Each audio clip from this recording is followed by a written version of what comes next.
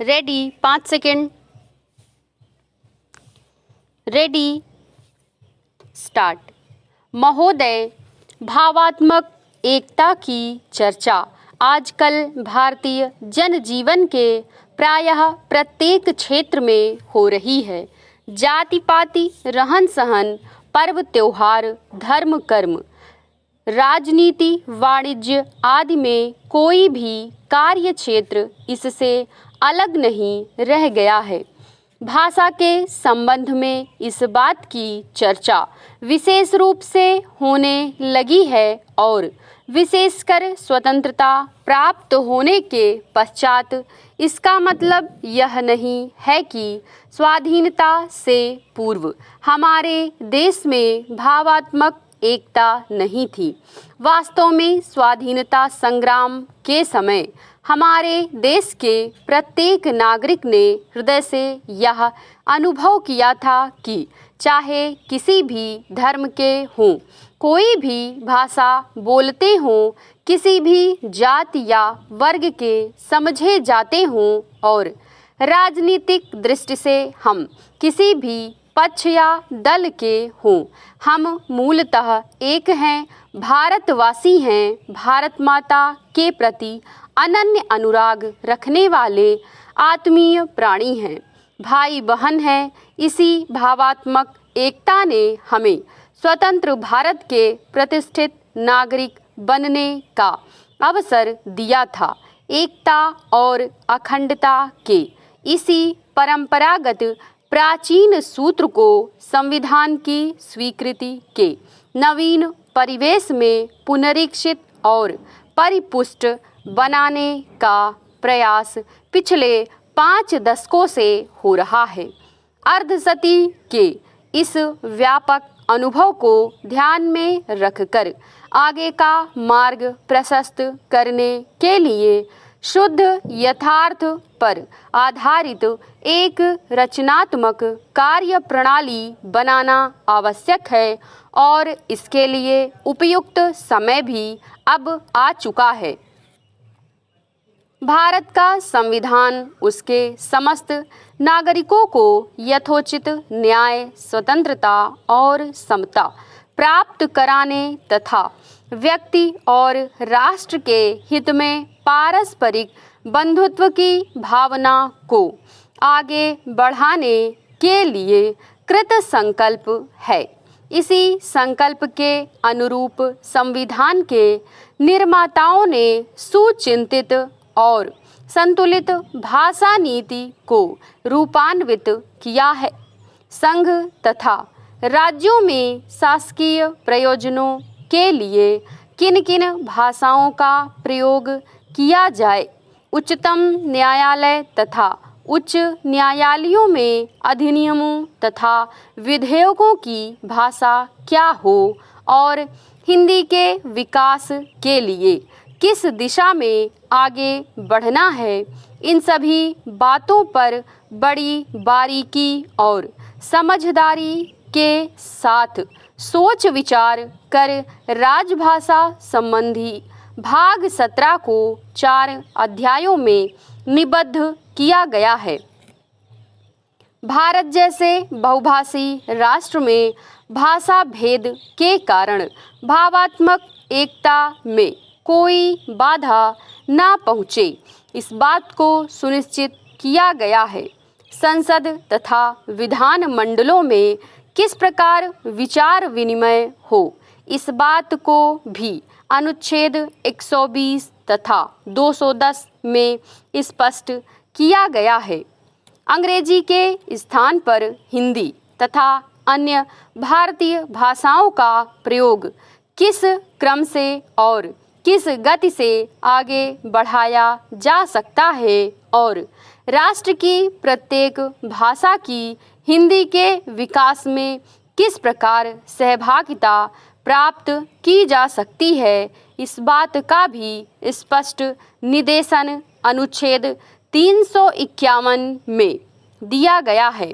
वास्तव में यह अनुच्छेद जो भी भाषा प्रकरण का अंतिम अनुच्छेद है, भारत की भाषा समस्या के चिरंतन समाधान के लिए प्रशस्त और प्रशस्य भरत वाक्य की भूमिका निभाता है।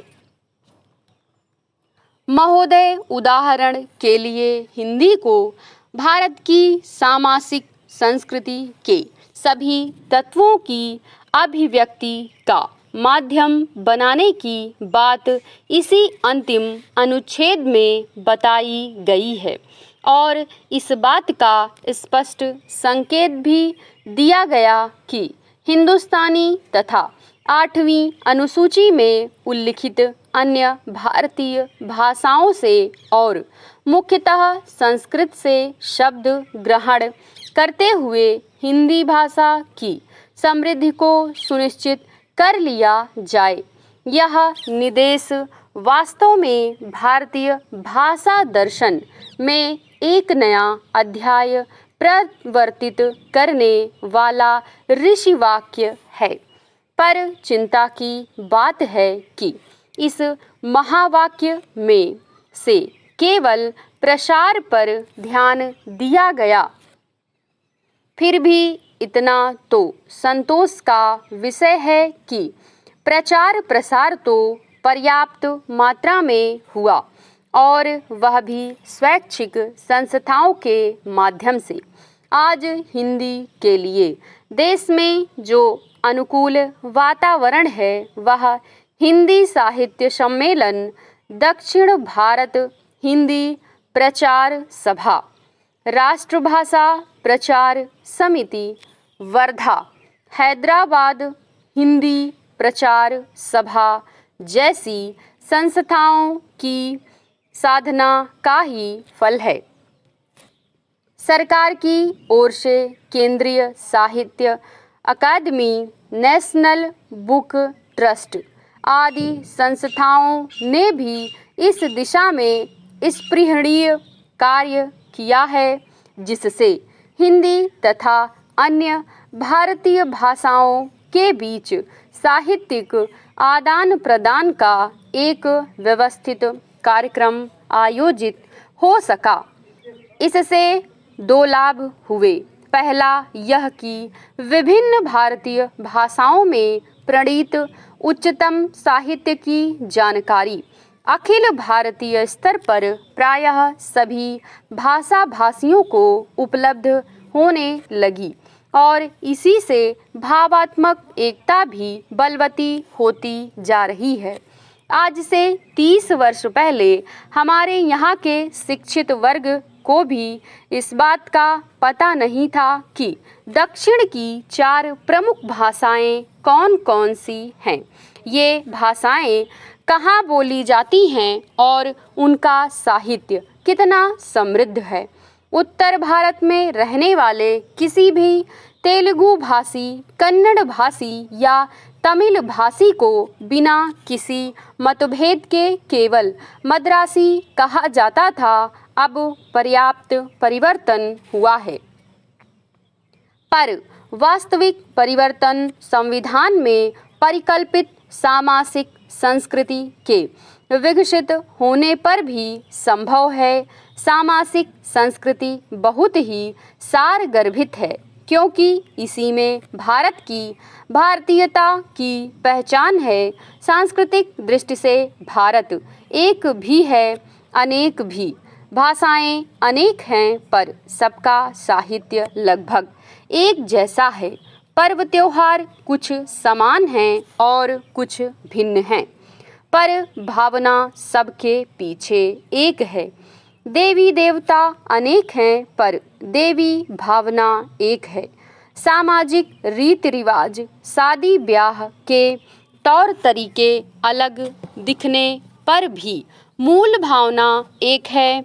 खान पान प्रत्येक प्रांत का अपना अलग अस्तित्व रखता है, पर प्रत्येक को हर दूसरे के यहाँ के पकवान, मिठाइयाँ अच्छी लगती हैं। आजकल यह सामाजिक प्रवृत्ति और अधिक व्यापक होने लगी है।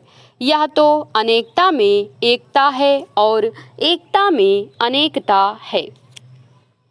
वहीं वास्तव में हमारी सामासिक संस्कृति की सच्ची पहचान है। इसी संस्कृति को पहचान कर और उसे समर्थ पद विधि प्रदान कर अपनी भाषा और साहित्य को अखिल भारतीय परिधान में प्रस्तुत करना ही संविधान के अनुच्छेद 351 में परिकल्पित सामासिक संस्कृति की अभिव्यंजना है। समाप्त।